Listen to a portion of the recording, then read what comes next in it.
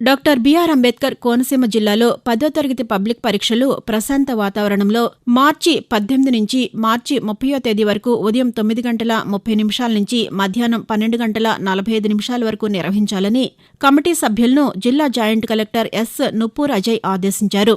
సోమవారం 10వ తరగతి పబ్లిక్ పరీక్షల నిర్వహణ కమిటీ సమావేశం జిల్లా జాయింట్ కలెక్టర్ అధ్యక్షతన స్థానిక కలెక్టరేట్ నందు కమిటీ సభ్యులతో నిర్వహించారు. ఈ సందర్భంగా ఆమె మాట్లాడుతూ కోనసీమ జిల్లా వ్యాప్తంగా 112 పరీక్షా కేంద్రాలను ఏర్పాటు చేసి 10,871 మంది బాలురు, 10,242 మంది బాలికలు వెరసి 21,113 మంది ప్రైవేటు రెగ్యులర్ విద్యార్థులు 10వ తరగతి పబ్లిక్ పరీక్షలు రాసే విధంగా ఏర్పాట్లు పూర్తి చేయడం జరిగిందని అన్నారు.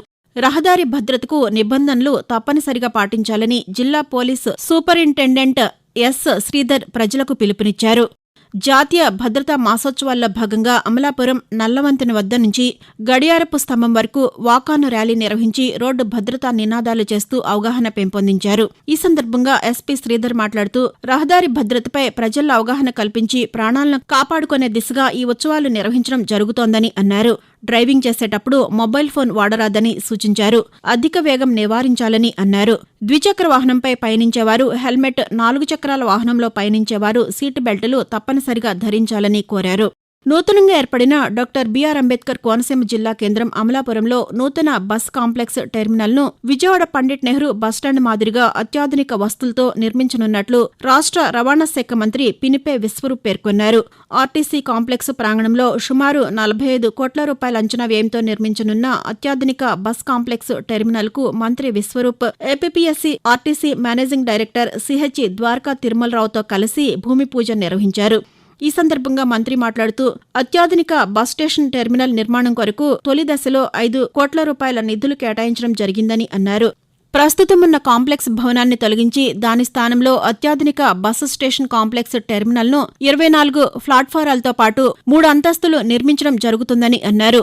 విద్యార్థుల్లో దాగి ఉన్న సృజనాత్మకతను వెలుగుతీస్తూ రాబోయే రోజుల్లో ఒక ప్రముఖమైన శాస్త్రవేత్తగా ఎదగాలనే గొప్ప సంకల్పంతో ప్రభుత్వం ఇన్స్పైర్ మనాక్ ఎగ్జిబిషన్ ప్రాజెక్టు పోటీలు నిర్వహిస్తోందని రాష్ట్ర రవాణా శాఖ మంత్రి పినిపే విశ్వరూప్ అన్నారు. బుధవారం స్థానిక జిల్లా పరిషత్ బాలుర ఉన్నత పాఠశాలలో ఇన్స్పైర్ మనాక్ 11వ జిల్లా స్థాయి ఎగ్జిబిషన్ కమ్ ప్రాజెక్టు పోటీలు 2024 కార్యక్రమాల్లో ఆయన విద్యార్థులు రూపొందించిన నూతన ఆవిష్కరణలను పరిశీలించారు. ఇన్స్పైర్ లోగోను ఆవిష్కరించారు. ఈ సందర్భంగా మంత్రి మాట్లాడుతూ విద్యార్థుల్లో నిబిడీకృతమైన ఆలోచన శక్తిని వెలికితీసి సమకాలీన పరిస్థితులకు అనుగుణంగా నూతన ఆవిష్కరణలకు నాంది పలకాలని సూచించారు. విద్యార్థులు శాస్త్రీయ విద్య, వైజ్ఞానిక పరిజ్ఞానాన్ని ప్రదర్శించి రాష్ట్ర, కేంద్ర స్థాయి పోటీలకు చేరుకోవాలని ఆకాంక్షించారు.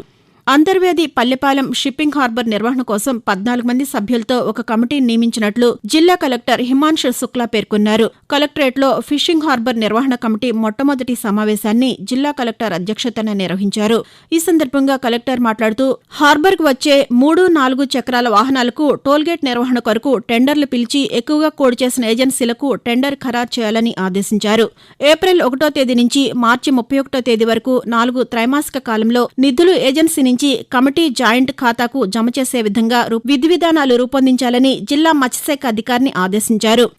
కేంద్ర ప్రభుత్వం ప్రవేశపెట్టిన ప్రధానమంత్రి విశ్వకర్మ యోజనను అర్హులు సద్వినియోగం చేసుకోవాలని జిల్లా రెవెన్యూ అధికారి ఎం. వెంకటేశ్వర్లు పిలుపునిచ్చారు. కలెక్టరేట్లోని గోదావరి భవన్లో కేంద్ర సూక్ష్మ, చిన్న, మధ్యతరహా పరిశ్రమల ఆధ్వర్యంలో ప్రధానమంత్రి విశ్వకర్మ యోజన సెమినార్ అవగాహన సదస్సు నిర్వహించారు. ఈ కార్యక్రమంలో డిఆర్ఓ మాట్లాడుతూ విశ్వకర్మ, దోబి, నాయి బ్రాహ్మణి, కుమ్మరి, శిల్పులు, స్వర్ణకారులు, వడ్డెర, మేదర, ఉప్పరి, మోచి మొదలైన చేతివృత్తుల వారికి సహకారాన్ని అందిస్తామని తెలిపారు. అర్హులకు సర్టిఫికెట్, ఐడి కార్డు, పారిశ్రామిక పనిముట్లు, ట్రైనింగ్ టూల్ కిట్ కొనుగోలుకు 15,000 ఆర్థిక సాయాన్ని అందిస్తామని అన్నారు.